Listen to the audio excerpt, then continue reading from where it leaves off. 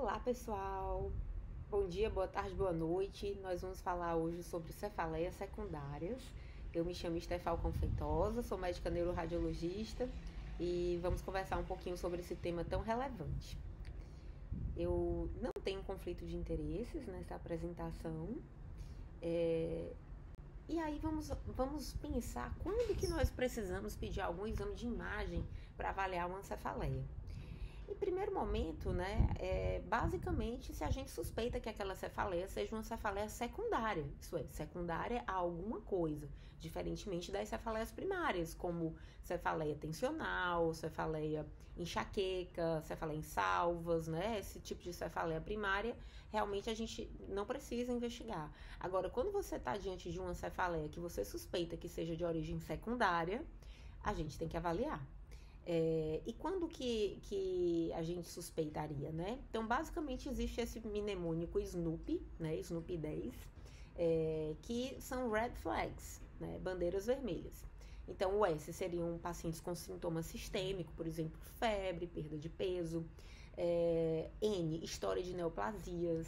Pessoal, tem que perguntar ativamente para o paciente, né? Porque às vezes a paciente teve um câncer de mama, por exemplo, com 35 anos e foi considerada curada após 5 anos. E aí, aos 50 anos, ela chega no pronto-socorro com uma dor de cabeça. E ela não te diz que teve essa história anterior, porque literalmente foi dito que ela estava curada. Então, é importante que seja perguntado de forma ativa, né? Não tenha vergonha de perguntar, a gente tem que perguntar sim. Então, história de câncer, história de doenças imunossupressoras, né? Por exemplo, HIV. A gente tem que perguntar essas coisas para poder saber se precisa ou não solicitar um exame de imagem, tá? E eu até falo muito que um paciente que tem a história de câncer, né, ele tá proibido de sair de uma emergência com dor de cabeça sem ser avaliado com o exame de neuroimagem. Por quê? Porque pode ser metástase, tá bom? Além disso, paciente com déficit neurológico, claro, paciente que tem um déficit neurológico, uma perna que esteja fraca, um braço fraco, uma dormência na mão, no pé, né, e esteja com dor de cabeça, a gente tem que pensar em uma lesão expansiva. Um paciente que tenha tido uma crise convulsiva, por exemplo, a primeira crise convulsiva, né, seguida de dor de cabeça, a gente tem que pensar numa lesão expansiva. Teoricamente, qualquer lesão que toque córtex pode dar crise convulsiva. Se essa dor de cabeça também teve um início súbito ou agudo, né, é o que a gente chama de cefaleia em thunderclap. É uma cefaleia que ela tem uma instalação o início dela até o pico de intensidade, a diferença de segundos a poucos minutos, né? É uma cefaleia que a gente fica pensando em uma iminência de ruptura aneurismática, por exemplo, certo? Então, cefaleia em thunderclap tem que fazer diagnóstico diferencial com ruptura de aneurisma, tá certo? Outra coisa, idade acima de 65 anos. A pessoa nunca teve dor de cabeça. E aí, de uma hora para outra, ela começa a ter dor de cabeça aos 65 anos, aos 70 anos.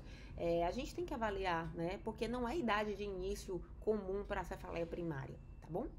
E aí, esses 10 P's, né, são mudança de padrão, cefaleia posicional, precipitada por manobra de valsalva, né, espirro, tosse, exercícios, se você tem papiledema, se ela tá progressiva, se foi no puerpério, né, puerpério é um momento que é comum ter TVC, né, trombose venosa cerebral, se tem dor ocular, se foi pós-trauma, patologia do sistema imunológico, por exemplo, HIV, que eu já tinha mencionado, uso excessivo de analgésicos, então tem a cefaleia por abuso de analgésicos, né? Também a gente tem que avaliar, tá bom? E aí lembrar também que contexto de emergência, a gente vai pedir sempre tomografia. E se eu quero avaliar vasos no contexto de emergência, a gente vai para angiotomografia, que pode ser arterial ou venosa, dependendo do tipo de vaso que eu quero avaliar. Se eu não acho que o paciente vai morrer hoje, ele vai ganhar uma ressonância, que seria um exame eletivo, tá certo? Então, uma ressonância de crânio ou uma angiorressonância arterial e venosa, ok? E vamos para o primeiro caso. Então, uma mulher de 32 anos, usuária de anticoncepcional oral, com cefaleia refratária há 5 dias. O exame físico apresenta edema de papila. Realizou estudos de angiorressonância e ressonância venosa, né, que mostrou a seguinte alteração. E, pessoal, isso aqui é um quadro clássico, né? E a imagem clássica de uma trombose venosa cerebral. Então, esse exame aqui, a gente está diante de uma ressonância, né? Uma sequência T1 pós-contraste. Essa sequência a gente vê que foi injetado contraste gadolínio no paciente. As regiões onde a gente tem aqui seio venoso, né? A gente vê aqui branquinha, mas tem essa área aqui que é uma área de falha de enchimento, tá? Áreas de falha de enchimento, a gente tem que pensar em trombo. E aí, nesse contexto, seria uma trombose venosa cerebral. Existem dois sinais que comumente são relatados quando você injeta contraste num paciente. O sinal do delta, que é quando eu vejo essa letra aqui, que parece o delta da matemática, e o sinal do delta vazio, tá? O sinal do delta vazio. E aqui o sinal da corda, né, vazia, tá bom? Porque aqui a gente tem uma estrutura alongada que lembra muito uma corda, né? E ela está vazia, porque ela deveria estar sendo possível permear contraste. Então, isso aqui é um sinal de um trombo. É como se fosse uma rolha, tá bom? Outros exemplos, né, para a gente visualizar trombo, além da ressonância, a gente consegue ver também na tomografia. Se você injeta contraste na tomografia e faz uma angiotomografia, você também vai ter sinal do delta vazio e sinal, né, da corda. Agora, se você não injeta contraste, né, lembre-se que o trombo, um trombo agudo, ele é espontaneamente branco na tomografia. Então, eu consigo ver um sinal da corda, aqui, ó, o sinal da corda, e consigo ver o sinal do delta quando eu não injeto contraste, tá bom? Porque aí o trombo, ele vai aparecer, ele vai ficar mais visível. Por isso que a gente diz que é o sinal do delta ou o sinal da corda. Então, basicamente, o sinal do delta, o sinal da corda, seria para exames sem contraste. E o sinal do delta vazio e o sinal da corda vazia para exames com contraste, tá certo? Vamos para o segundo caso. Homem de 45 anos com história de cefaleia súbita e intensa que atingiu o pico máximo em poucos minutos. Então, a gente tem que pensar em cefaleia em thunderclap. Ao exame físico, o paciente com faces de muita dor e rigidez de nuca. Realizou o estudo de tomografia a seguir. Galera, aqui vão ser vários estudos, né? Porque tem vários pacientes aqui diferentes, tá? O que eu quero que vocês saibam é que sempre que o paciente chegar com essa história, vocês têm que pesquisar ruptura de aneurisma ou aneurisma, né? Propriamente dito. Então, basicamente, essa tomografia aqui sem contraste, vocês observam que na topografia das cisternas, a gente tem um acúmulo de sangue, tá? Isso aqui é sangue que saiu do vaso. Isso aqui não é um exame de angiotomografia, isso aqui é sangue que saiu do vaso, tá? Aqui é uma imagem de um aneurisma, tá certo? Da bifurcação do segmento M2, da cerebral média. Você vê que esse aneurisma, ele é de uma morfologia pontuda, né? Você vê que ele tem ele não é arredondado, ele é meio triangular. Esse aspecto de aneurisma, ele é mais sugestivo de lesões vasculares que tendem a romper ou que já romperam. Esse daqui já tinha rompido, certo? Aqui a gente tem uma outra ruptura de aneurisma e a gente vê que tem um aneurisma gigante aqui, certo? Aqui é uma reconstrução de angiorressonância, onde você observa aneurismas. Aqui também, aneurisma na comunicante anterior, tá certo? Então, só para mostrar para vocês que é possível ter aneurisma em qualquer lugar.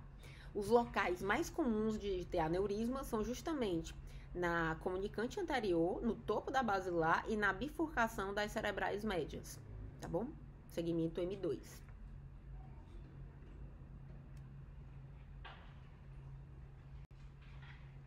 E vamos para o próximo caso, né? Mulher de 53 anos com história de cefaleia do tipo recente, de início recente, atualmente com um padrão noturno que a acorda. História de câncer de mama há 5 anos. Pessoal, muitas vezes essa história não vem tão bonitinha e fácil como tá essa, tá? Então a gente tem que perguntar ativamente. Às vezes você tem o pré-conceito que a pessoa não tenha tido câncer porque ela é nova, tá? Mas então tem que perguntar ativamente, tá bom? Que a gente não sabe a história patológica pregressa de nenhum paciente. Então, nesse contexto, a gente tem que pensar em metástases, tá? E aí ela vai ganhar um exame de imagem. Se você acha que o paciente está com papiledema, que está com uma dor de cabeça excruciante, uma coisa que está te fazendo pensar que é uma emergência, você vai pedir uma tomografia com contraste. Sempre com contraste. Se não, você pode pedir uma ressonância com contraste. Mais uma vez, sempre com contraste, porque as metástases podem ser de aspecto puntiforme, sem nenhum desvio de linha média, sem nenhum efeito de massa, e às vezes você só vê se você já está com contraste. Então, aqui a gente tem diferentes pacientes com diferentes tipos de metástase, tá? Então, aqui a gente tem metástases, né, puntiformes, tá bom? Aqui várias metástases puntiformes com realce ao meio de contraste. As metástases, elas podem ser também predominantemente sólidas. E uma coisa que é um grande marco das metástases é esse edema desproporcional ao tamanho da metástase. Então, esse é do tipo sólido, isso aqui é uma tomografia com contraste. E aqui a gente vai para uma metástase que é sólido-cística, né? Essa parte é cística e essa é sólida, tá? Então, mais uma vez, um edema desproporcional ao tamanho da lesão. E aí eu mostro aqui para vocês essa sequência, que é a sequência de perfusão, tá? É uma sequência de ressonância magnética que chama sequência de perfusão. Na sequência de perfusão, a gente observa que as metástases, a região do edema, ela não contém tumor. Então, a região onde seria edema é uma região fria, porque não tem célula tumoral, não tem neovascularização. Isso é um achado que pode nos ajudar a diferenciar esse tipo de lesão primária. E no contexto clínico de pacientes mais velhos, né, adultos, infelizmente a lesão mais comum é justamente o glioblastoma, né? E o glioblastoma é uma lesão que é muito infiltrativa, tem muitas áreas de necrose e infelizmente um prognóstico ruim. Vamos passar para o próximo. E aí eu até coloquei aqui para vocês uma imagem de um glioblastoma, né, IDH selvagem, que é a assinatura genética desse tipo de lesão, certo? E você observa que poderia muito bem passar por uma metástase, né? É uma lesão heterogênea, tem umas áreas císticas, mas na verdade aqui é muito mais necrose do que cisto propriamente dito. E quando você vai para a perfusão, você observa que a lesão está aqui, mas ao redor da lesão, né, toda a área que seria de edema, na verdade, não é edema, é infiltração tumoral. Você percebe claramente que aqui está muito mais quente do que o lado contralateral, sinalizando que aqui tem tumor. Então, isso é um indicativo que faça a gente pensar que essa lesão seja um glioblastoma. Outro exemplo de glioblastoma, né? Então, aqui tem vários exemplos. E aí, eu queria apresentar para vocês a espectroscopia de prótons. A espectroscopia de prótons é um tipo de sequência que consegue mensurar a quantidade de componentes, né, que tem ali de metabólitos naquela região. Então, aqui a gente tem, por exemplo, a creatina. A creatina é um componente que é estável dentro da amostra do cérebro. Então, nós temos muita creatina no cérebro.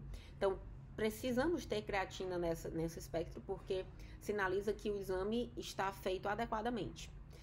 A colina, por outro lado, é um marcador de replicação de membrana, isso está tendo mitose, está tendo multiplicação celular. Colina alta é indicativo de que tenha uma lesão mais agressiva, que esteja se multiplicando. O NA, por outro lado, é um marcador de população neuronal. Se ele está baixo, como está esse aqui, a gente pensa que essa lesão é uma lesão que está comendo o neurônio, que está destruindo o neurônio, então é uma lesão muito mais agressiva. O lactato, por sua vez, é um marcador de necrose, tá? Então, esse tipo de espectroscopia é uma espectroscopia bem comumente observada para glioblastomas. E vamos para o próximo caso. Mulher de 89 anos, com história de cefaleia progressiva. Filha relata que há cerca de 6 meses vem percebendo a mãe socialmente mais inadequada. Pessoal, a gente tem que pensar muito nessa história, né? Socialmente mais inadequada, a gente tem que pensar em alteração na região frontal, tá certo? E aí, essa paciente fez esse estudo, né? Que foi uma ressonância magnética. O que a gente está vendo aqui? A sequência FLAIR, sequência T1 e a sequência T1 pós-contraste. Observe que a gente tem uma lesão, né? Que na verdade é centrada na fissura interhemisférica. A fissura interhemisférica é uma fissura que tem dura mater grudada nela, tá bom? Então, apesar dessa lesão aparentemente estar dentro do cérebro, ela não nasceu dentro do cérebro, ela nasceu ela é extradural, ela vem de fora do cérebro. Isso confere um melhor prognóstico para essa paciente. E aí tem alguns sinais radiológicos aqui que me fazem pensar que seja verdade o que eu estou falando para vocês. Então, o primeiro é que o maior eixo da lesão está centrado aqui na fissura interhemisférica. O segundo ponto é que a gente tem um sinal da rima licórica, isso aqui é líquor, entre o tumor e o cérebro propriamente dito. Essa região aqui mais branca que vocês estão vendo é edema, tá certo? Isso aqui já é cérebro. Outro ponto é que os giros, eles estão empilhados, eles estão como se fossem moedas empilhadas aqui, porque essa lesão está fazendo efeito de massa sobre esses giros. Ó, observe que você vê aqui os giros espremidos, tá bom? É o sinal do empilhamento dos giros. Outra situação que a gente vê aqui, que não tá tão claro, tem tumores que tem muito mais do que esse, mas esse aqui também tem, ó. Isso aqui é o sinal da cauda dural. Você percebe que tem uma pequena quantidade de tumor que tá realçando, ó, e vindo em direção à dura mater, certo? É como se fosse um rabo de cometa, tá bom? Isso aqui é o sinal da cauda dural. Se a gente tivesse também vasos arteriais passando, por exemplo, artéria cerebral anterior ou cerebral média, o que a gente veria seria um deslocamento desse vaso e não a entrada do tumor dentro do vaso, tá? Que seria o sinal da fenda vascular. Então vamos para o caso 5. Mulher de 33 anos relata que iniciou cefaleia há um dia associada a febre e vômitos. Então, na avaliação médica, apresentou o sinal de Brudzinski presente. Qual a sua conduta? Então, galera, aqui a gente não tá querendo fazer o diagnóstico etiológico dessa provável meningite, né? Porque a história clínica é de meningite, quando a gente vai pedir esse exame de imagem.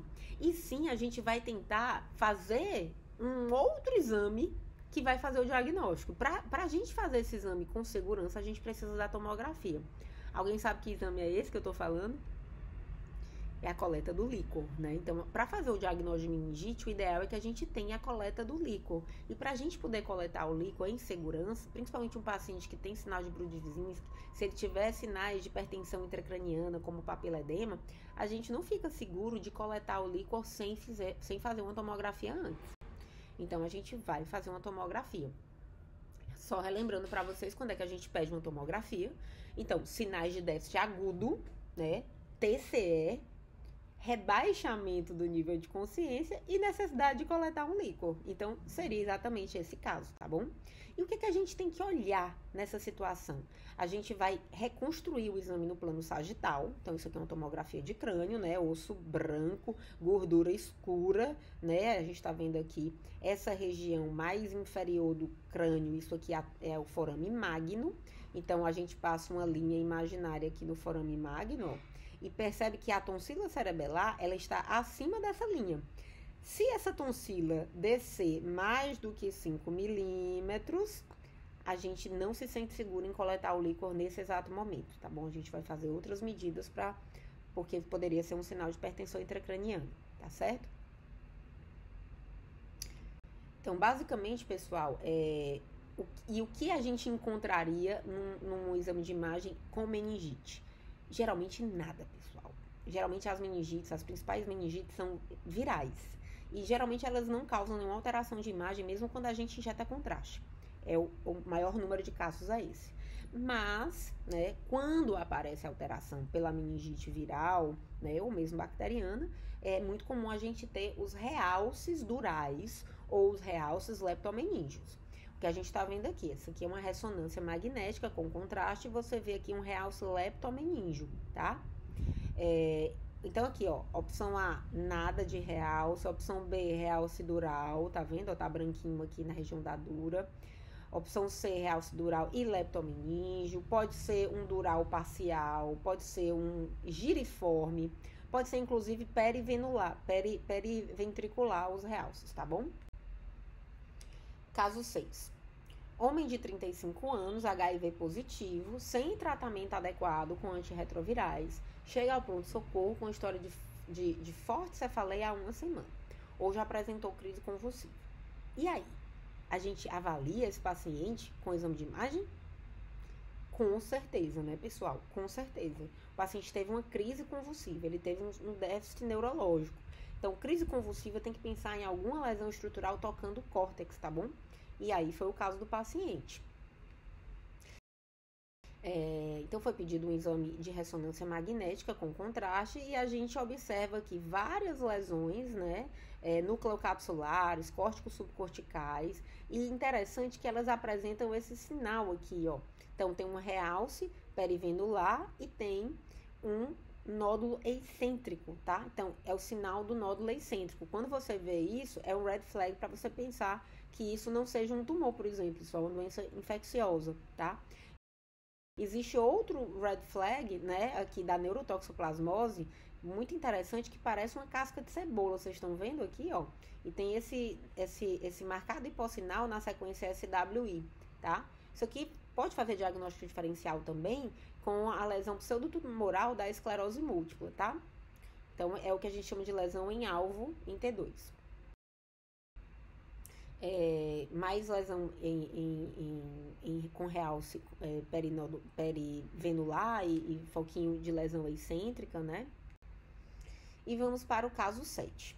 Então, criança de 6 anos com história de ataxia de marcha em coordenação motora de início recente. Refere cefaleia há 1 mês progressiva. Qual a sua conduta? Então, aqui, galera, basicamente, a gente está diante de um tumor, tá certo? Que nasce no quarto ventrículo. Existem duas lesões mais comuns de criança, que é justamente o meduloblastoma e o astrocitoma pilocítico. E essas duas lesões, elas têm prognósticos diferentes. O meduloblastoma, ele costuma ser muito mais agressivo, enquanto que o astrocitoma pilocítico é uma lesão mais tranquila, de mais fácil remoção, sem costuma fazer metástases no sistema nervoso central. Então, são duas lesões diferentes. Aqui a gente faz o diagnóstico de meduloblastoma, por quê? Porque você observa que é uma lesão que ela é muito densa. Ela é tão densa que na tomografia sem contraste, ela é espontaneamente branca, tá vendo? Centrada no quarto ventrículo. É uma lesão que tem uma impregnação importante pelo meio de contraste, um importante realce, né? E baixo sinal no mapa ADC, com muita restrição à difusão, porque tem alta celularidade. Um outro marcador da espectroscopia que é relativamente típico dessa lesão é justamente o pico de taurina. Então, observe que a taurina é um metabólito que a gente até recomenda para quem faz uso em esportes de endurance, por exemplo, né? Porque você tem uma capacidade, melhora a sua capacidade aeróbica. E aí, no caso, a gente vê que o próprio tumor ele produz esse tipo de substância. E isso torna a forma, né, a evolução desse tumor uma forma muito mais agressiva, tá certo? Então, eu não sei se é de conhecimento de todos, né? Mas o tumor sólido mais comum, né? E o que tem na verdade, o que tem a maior mortalidade é justamente o tumor do sistema nervoso central. Então, vocês vão se deparar com crianças com esse sintoma, tá certo? De cefaleia, ataxia, e é importante fazer esse diagnóstico o mais precocemente possível para melhorar o prognóstico desses pacientes. E deixo com vocês, né, essa campanha aqui da Sociedade Brasileira de Neurologia, que é 3 é demais.